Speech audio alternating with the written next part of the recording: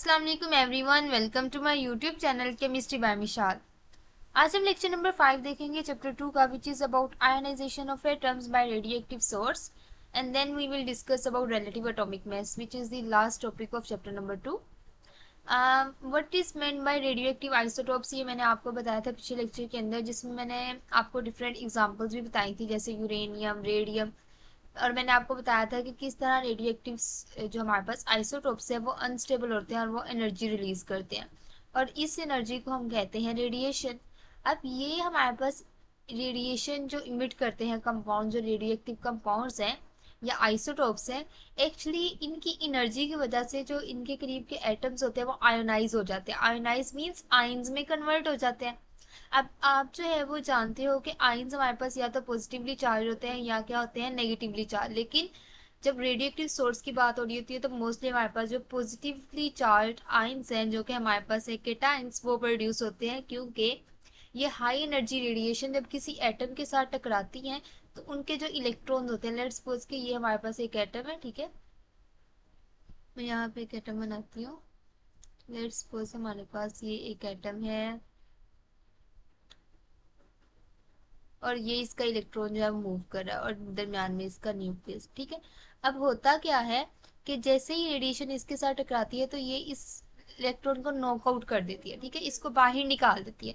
As a result हमारे पास ये जो एटम है वो पॉजिटिवली चार्ज हो जाता है, कि टाइम में कन्वर्ट हो जाता है। लेकिन हमारे पास एक कंडीशन है कि जो हमारे पास रेडिएशन इमिट करने वाला कंपाउंड है उसके पास इनफ एनर्जी होनी चाहिए, उसके पास अच्छी खासी एनर्जी होनी चाहिए, ठीक है। जैसे रेडियम 226, इसके पास जो है वो इतनी हाई एनर्जी है कि वो क्या करता है, इलेक्ट्रॉन जो है वो रिमूव कर देता है किसी भी एटम से। अब डिफरेंट एटम्स के लिए डिफरेंट एनर्जी रिक्वायर होती है, तो उसके हिसाब से जो है वो रेडिएशन जो है वो इलेक्ट्रॉन्स को रिमूव करती है। फॉर एग्जाम्पल, जैसे हमारे पास सोडियम है, उसको अगर एनर्जी दी जाए जो कि एक रेडिएशन सोर्स से आ रही है, यानी हमारे पास एक रेडियो एक्टिव कंपाउंड से आ रही है, ये एनर्जी इसको प्रोवाइड की जाए तो वो एक इलेक्ट्रॉन जो है वो रिमूव कर देता है और खुद सोडियम आयन के अंदर कन्वर्ट हो जाता है, ठीक है। तो एज ए रिजल्ट हम कह सकते हैं कि आयनाइजेशन ऑफ एटम्स जो है वो टेक प्लेस करती है as a result of radioactive source radiation. Some elements exist everywhere in the universe like Earth, Mars and other planets। जो हमारे पास इसी तरह और भी एलिमेंट्स हैं जिनकी वजह से आयोनाइजेशन ऑफ एटम्स जो है वो पॉसिबल है, जो कि ऑल ओवर द वर्ल्ड जो है वो प्रेजेंट है। Now let's talk about relative atomic मास। अब रिलेटिव एटॉमिक मास मतलब अभी तक आपको मैंने बताया था एटॉमिक मास के बारे में, जिसके अंदर मैंने आपको बताया कि एटॉमिक मास कैसे कैलकुलेट करते हैं, Z+N, यानी हमारे पास नंबर ऑफ प्रोटॉन यानी एटॉमिक नंबर, और नंबर ऑफ न्यूट्रॉन को प्लस कर दे तो आपके पास एटॉमिक नंबर आ जाता है, ठीक है। और हमारे पास एटॉमिक मास भी ऐसे ही कैलकुलेट हो जाता है। लेकिन रिलेटिव एटॉमिक मास एक्चुअली क्या होता है कि रिलेट करके बात की जाए, यानी किसी के साथ कंपैरिजन में लेके बात की जाए, ठीक है। 1961 के अंदर एक नया स्टैंडर्ड अडॉप्ट किया गया था, जिसके अंदर क्या बताया गया कि जो कार्बन 12 है उसके साथ कंपेयर करके बाकी कंपाउंड्स एटम्स का जो है वो एटॉमिक मास कैलकुलेट किया जाएगा, ठीक है। तो ये हमारे पास प्रोसीजर कहलाता है रिलेटिव एटॉमिक मास। अब उसके अकॉर्डिंग जो एक मास यूनिट है, यानी हमारे पास इकाई है किसी एटॉमिक मास की, वो हमारे पास 1/12 है कार्बन 12 एटम के एटॉमिक मास के, ठीक है। यानी हमारे पास अगर कार्बन 12 का हमारे पास 12 है, ठीक है, तो इसको अगर आप 12 से डिवाइड कर दो तो आंसर हमारे पास आता है 1। तो ये जो 1 है ये आपके पास इकाई होगी एटॉमिक मास की, मास यूनिट है, ठीक है। एक्चुअली ये the mass of one atom of carbon 12 is taken as 12 exactly. Other atomic mass are measured relative to it. Relative atomic mass, mass of an atom of element compared to carbon 12, ये हमारे पास क्या होता है relative atomic mass, यानी किसी भी atom का आपने mass निकालना है, ठीक है। तो आपने उसको किसके साथ कंपेरिजन में लेके जाना है, कार्बन 12 के साथ। और कार्बन 12 का हमारे पास 1/12 पार्ट जो है वो एक मैस यूनिट के बराबर होता है, तो उसके हिसाब से हमारे पास AMU एटॉमिक मैस यूनिट होता है, ठीक है। और AMU किसके इक्वल है, 1.67377 मल्टीप्लाई बाय 10⁻⁻27 kgs के, ठीक है। तो कोई भी जो एटॉमिक मैस की बात करते हैं, यहाँ पे एटॉमिक नंबर नहीं मैं कह रही, एटॉमिक मैस कह रही हूँ।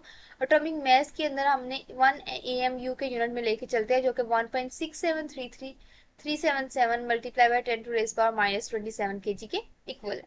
फॉर एग्जाम्पल, हाइड्रोजन के लिए हमारे पास क्या है, 1.007 AMU, यानी हमारे पास हाइड्रोजन के लिए है 1.007 multiply by 1.67377 multiply by 10 to raise power minus 27 kgs. यानी अगर केजीज में कन्वर्ट करना है तो एटॉमिक मास यूनिट की जगह आप ये टर्म यूज कर लोगे तो आपके पास रिजल्ट आ जाएगा। सल्फर 32 का हमारे पास 31.972 है AMU। इसी तरह हमारे पास मैग्नीशियम और क्लोरीन एटम का आपने खुद कंपेयर करना है। Now let's talk about how can we calculate relative atomic mass from isotopic abundance। अब मैंने आपको बताया था आइसोटोप्स के बारे में। आइसोटोप्स हमारे पास क्या होता है, जिनकी जी की वैल्यू सेम होती है, ए डिफरेंट होता है, ठीक है, ए सेम नहीं होता। मीन्स के नंबर ऑफ प्रोटॉन सेम होते हैं और नंबर ऑफ न्यूट्रॉन डिफरेंट होते हैं, जिनकी वजह से एटॉमिक मास भी क्या हो जाता है, मास नंबर डिफरेंट हो जाता है। अब ऐसे तमाम आइसोटोप्स के अंदर जैसे हाइड्रोजन का मैंने आपको बताया था प्रोटियम है, ठीक है, इसी तरह हमारे पास ड्यूटेरियम होता है और ट्रीटियम होता है, ठीक है। तो क्या आपको लगता है कि सारे नेचर में इक्वली एग्जिस्ट करते हैं, यानी जितनी इसकी परसेंटेज है उतनी इसकी और उतनी? नो, ऐसे नहीं होता। हमारे पास जो कॉमनली यूज होता है वो हमारे पास अबंडेंट होता है, ठीक है। एक एटॉमिक जो आइसोटोप है मोस्टली वो अबंडेंट होता है और बाकी जो है वो लेस अमाउंट में होता है, ठीक है। तो हर एक का अपना अलग आइसोटोपिक मैस है। तो रिलेटिव एटॉमिक मैस हम कैसे कैलकुलेट करते हैं, इन सब के मैसेज का जो है वो एवरेज निकाल के। अब ये कैसे निकालेंगे, हाइड्रोजन 1 है, लेट्स सपोज प्रोटियम है, ठीक है। फर्स्ट आइसोटोप के मैस को मल्टीप्लाई आप करोगे उसकी परसेंटेज अबंडेंस के साथ, यानी वो हमारे पास इन्वायरमेंट के अंदर 5% है या 3% है या 98% है, इसके हिसाब से आप उसके साथ डिवाइड मल्टीप्लाई करोगे। फिर नेक्स्ट प्लस इस ड्यूटेरियम का उसके साथ मल्टीप्लाई होगा इसकी अबंडेंस के साथ, प्लस ट्रीटियम का इसकी अबंडेंस के साथ मल्टीप्लाई होगा। सबको प्लस करके 100 पे डिवाइड कर दोगे तो आपके पास आंसर आ जाएगा रिलेटिव एटॉमिक मास, ठीक है। जैसे क्रिप्टॉन 80 का 2% है, 82 का 12, देन 57.0 एंड 85। अब इसके अंदर सबसे अबंडेंट कौन सा है, क्रिप्टॉन 84। अब अगर आपसे कहा जाए कि क्रिप्टॉन का रिलेटिव एटॉमिक मास निकालो तो आपने क्या करना है, 80 के साथ हमारे पास 80 एटॉमिक मास की अबंडेंस 2 है, तो 80 multiply by 2 plus 82 multiply by 12 plus 83 multiply by 12 plus 84 multiply by 57 plus 85 multiply by 17। इन सबको मल्टीप्लाई और प्लस करने के बाद आपने 100 से डिवाइड कर देना और आपके पास एटॉमिक मास आ जाएगा क्रिप्टॉन का, जो कि उसका रिलेटिव एटॉमिक मास, ठीक है। तो ये इसका आंसर आ गया। इसी तरह हमारे पास क्लोरीन 35 और क्लोरीन 37, यानी हमारे पास जो क्लोरीन के आइसोटोप्स हैं उनके अंदर जो 35 अबंडेंट है 75.77। अब अगर आपसे कहा जाए कि रिलेटिव एटॉमिक मास कैलकुलेट करो तो इट इज सो सिंपल, आप जो इजीली कैलकुलेट कर सकते हैं। अब मैं यहाँ पे आपको बताना चाहती हूँ, अच्छा, इन्होंने बताया हुआ कि रिलेटिव आइसोटोपिक अबंडेंस क्लोरीन 37 की इन्होंने बता दिया 24.23 है, ठीक है। और बता दिया कि हमारे पास रिलेटिव आइसोटोपिक अबंडेंस दूसरे की कितनी है, 75.77। लेकिन इन्होंने यहाँ पे लाइट आइसोटोप ऑफ क्लोरीन कह दिया, ये नहीं बताया कि वो लाइट की वो क्या है, उसका मैस क्या है, यानी हमारे पास जो है वो ये चीज मिसिंग है। यानी जो लाइट आइसोटोप है क्लोरीन का जो 37 से छोटा है उसका उन्होंने नहीं बताया कि उसका 35 है या 34 है या क्या है, ठीक है। बस उन्होंने उसकी परसेंटेज बताई और दूसरे का एटॉमिक मास और परसेंटेज बताई, और रिलेटिव एटॉमिक मास आपका 35.45 है। अब आपसे कहा गया कि आप क्लोरीन का निकालोगे उसका मतलब एटॉमिक मास क्या होगा, तो आपने सिंपल क्या करना है, वैल्यूज पुट करनी है। क्लोरीन आपका यहीं रहेगा 37 जो है पहले 24.23 के साथ मल्टीप्लाई होगा, ठीक है।